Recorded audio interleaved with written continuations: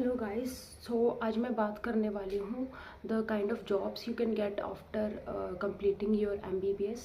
So as a fresh MBBS graduate आपके पास कौन कौन सी अपॉर्चुनिटीज़ होती हैं जिनमें आप जॉब सीख कर सकते हैं। I am going to talk about that. I am talking this from my personal experiences because I have done jobs in about 3 or 4 places after my MBBS, so I can guide you better about this. So first of all बात कर लेते हैं private sector की। तो private hospitals जो होते हैं, corporate hospitals, they are not usually interested to work with you because आपके पास कोई एक्सपीरियंस नहीं होता है। तो उसकी वजह से they don't prefer to work with fresh graduates. उसके लिए आपको एक सीवी बनाना पड़ता है, very professional CV, along with they need some work experience also. उसके बाद अगर आपके पास एक्सपीरियंस नहीं है तो they are going to pay you peanuts as salary. मतलब आपका सैलरी उतना हैंडसम नहीं रहेगा। They will pay you around 40 or 50K max. So the second option and the better option that you can do for having a handsome salary is you can apply in government medical colleges around your locality in your state, which can give you a good amount of salary of about 80 to 90K per month. या फिर आप दिल्ली में जाके भी job के लिए apply कर सकते हैं and you can earn about 1 lakh per month very easily.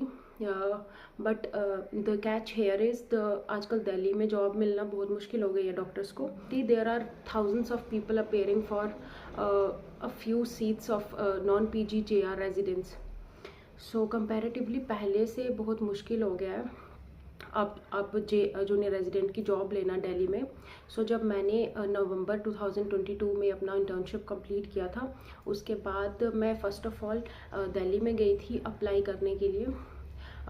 वहाँ कोई हॉस्पिटल था, गुरु गोबिंद सिंह हॉस्पिटल। मैं वहाँ अपीयर हुई थी, लेकिन मेरे पास दिल्ली मेडिकल काउंसिल की रजिस्ट्रेशन नहीं थी, क्योंकि उस टाइम मुझे पता नहीं था कि दिल्ली मेडिकल काउंसिल की अलग से रजिस्ट्रेशन करवानी पड़ती है उनके ऑफिस में जाके। तो मुझे इस बात का कोई पता नहीं था। तो I was rejected even before the interview. मेरा इंटरव्यू भी नहीं हुआ था और मैं रिजेक्ट हो गई थी। उसके बाद मेरा काफ़ी नुकसान हुआ था। Obviously I wasted a lot of money for this, so I was kind of sad, but चलो कोई बात नहीं।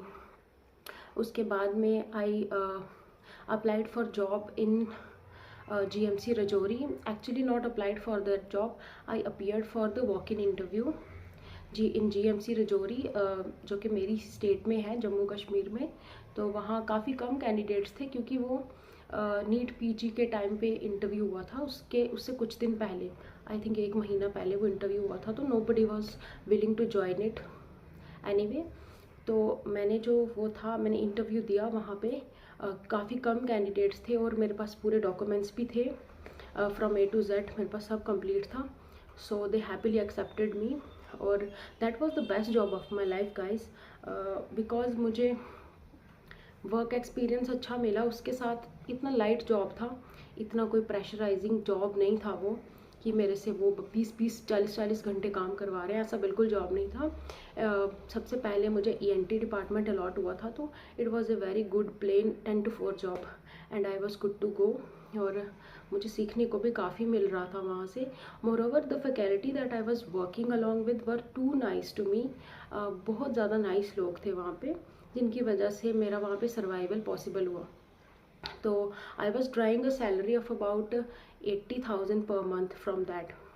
एंड ये बात ज़्यादा पुरानी नहीं है, ये पिछले साल की बात है। So now the salary is increased obviously.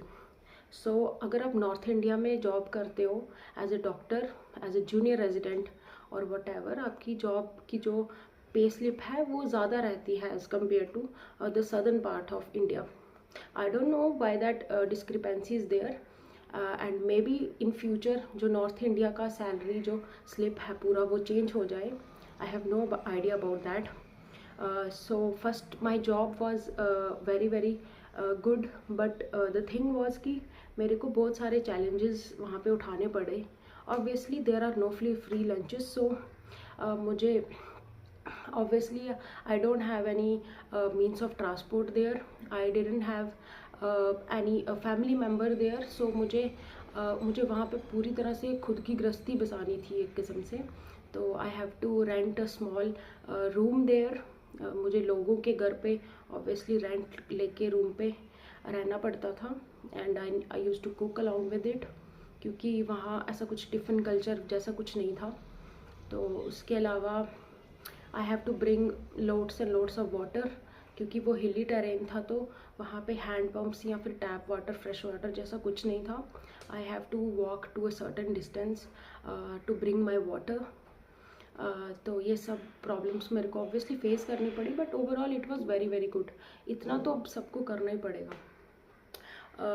Along with it मुझे एक और प्रॉब्लम फेस करनी पड़ी, that I have to constantly change my apartments from one place to another, क्योंकि there were so many personal issues involved while staying in rented apartments which belong to another people। तो वो ज़्यादा ही कुछ nosy हो जाते हैं या फिर ज़्यादा ही तुम पे रूल करने लग पड़ते हैं, तो उसकी वजह से there were quite a few problems many times।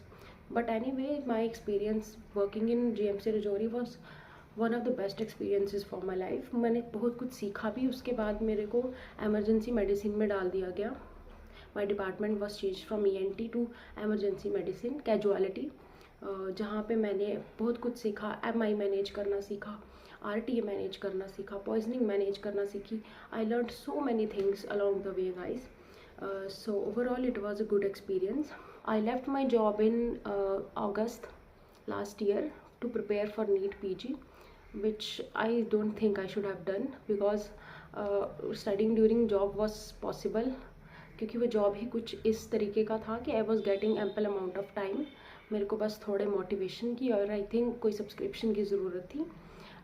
तो मैंने I resign my job and I obviously regretted it a lot. उसके बाद जब एग्ज़ाम पोस्टपोन हो गया, एग्ज़ाम पोस्टपोन के बाद मैंने सोचा जनवरी में कि अब बहुत ज़्यादा टाइम है, जनवरी से लेके जुलाई तक बहुत ज़्यादा टाइम है, तो I think I should work. तो फिर मैंने GMC कठुआ है हमारे जम्मू कश्मीर में, स्टेट में, वहाँ पे मैंने इंटरव्यू दिया and I got selected and I got posted to obs and gynae department. तो the thing was the people were very very nice in gynae obs department there, in contrary to the popular notion कि वहाँ के लोग toxic होते हैं। I didn't find any hint of toxicity in that department, but the thing was the number of duties.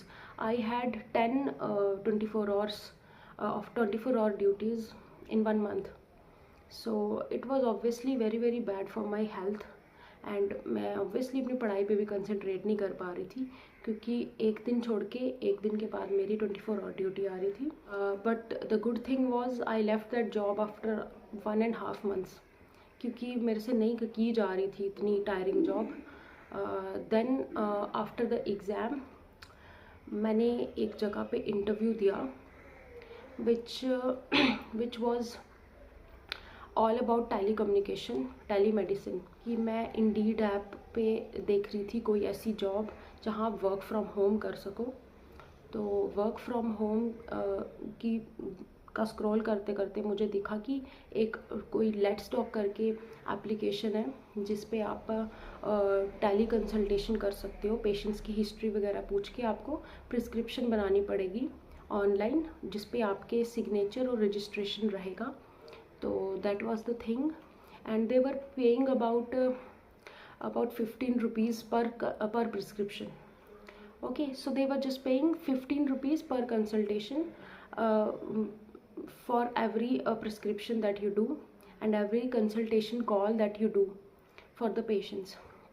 तो फिर मैंने वे किया रिस्क एंड बेनिफिट को, कि मतलब अगर कोई बड़ा हैसल हो जाए या फिर कुछ दिक्कतें हो जाएं प्रिस्क्रिप्शन के रिगार्डिंग, तो मैं कुछ बड़े हैसल में फंस सकती हूँ। तो anyway the money was very low, it was around 15 और 10 रुपीज़ पर प्रिस्क्रिप्शन। तो उससे अगर मैं 5 पेशेंट्स भी देखूँगी तो 50 rupees only guys. I wasn't working for 50 rupees.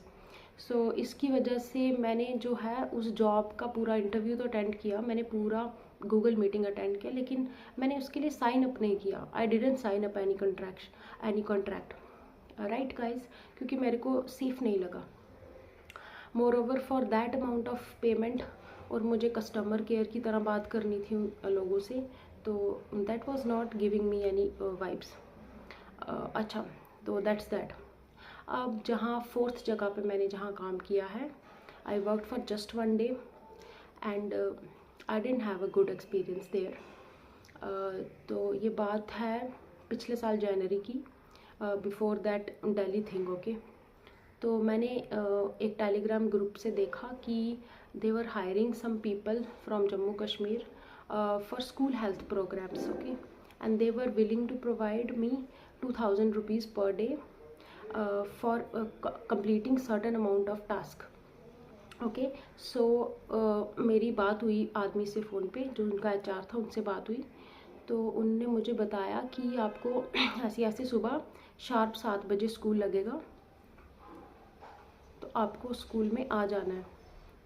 हमारा यहाँ पे स्कूल हेल्थ प्रोग्राम होता है, स्कूल हेल्थ डे होता है, एक दिन सैटरडे का दिन था, तो आपको आना है। आपको जो स्टूडेंट्स हैं उनका ENT एग्ज़ामिनेशन करना है प्रॉपर। उसके बाद में आपको 2000 पर डे सैलरी दिया जाएगा। उसके अकॉर्डिंगली आप जिस तरह से चाहें, जितना भी चाहें उतना काम कर सकते हैं, और you can leave without notice even. तो मैंने कहा ठीक है। तो बहुत सर्दी थी उस टाइम जम्मू कश्मीर में, तो आई appeared for the job on my very first day. तो शिक्षा निकेतन स्कूल था, वहाँ पे जो HR था, he was just pressurising me to see more and more and more and more students. उनका थ्रॉट वगैरह चेक करना है, उनका ENT एग्ज़ामिनेशन करना है पूरा। जैसे टॉन्सिल, जो टॉन्सिल है, टॉन्सिल तो नहीं बढ़ गए, ईयर में कोई रप्चर्ड ईयर मेम्ब्रेन और टिम्पैनिक मेम्ब्रेन तो नहीं है, नेज़ल में कोई नेज़ल सेप्टम या पॉलिप्स तो नहीं है, ये सब मुझे देखना था उनका। और मुझे उनका ऑनलाइन में फीड करना था उनकी वेबसाइट पे। तो द थिंग वॉज कि मुझे सब रूल्स बताई जा रहे थे कि आपको ये करना है, वो करना है, ये करना है, वो करना है, वो बहुत जल्दी टास्क कंप्लीट करना, इतने स्टूडेंट्स करने हैं, इतने पर वीक करने हैं, but nobody was talking about the documents. फिर मैंने खुद पूछा कि भाई आपका ऑफिस कहाँ पे है? अगर आपने कॉन्ट्रैक्ट ले रखा है तो आपका ऑफिस कहाँ पे है? आपने मेरे डॉक्यूमेंट्स क्यों नहीं लिए? आपने मुझे क्रॉस चेक क्यों नहीं किया? एज एन एम्प्लॉयर आपकी बहुत रिस्पॉन्सिबिलिटी बनती है कि मुझे क्रॉस चेक करना है आपको, पर आपने नहीं किया। You have not discussed about the salary that I will get, you have not discussed about the bank details that I am having, so how can I trust you? So that was that, and after that I just left for my home and I just never picked up his call again, क्योंकि यो शुरू से ही चीज़ें clear हो जानी चाहिए आपकी, वरना आप मुफ्त में काम करते रह जाओगे and you will not get paid at all. So that's that. So these were all the jobs that I had in my life. So I hope you can take away something from my experience, and bye bye.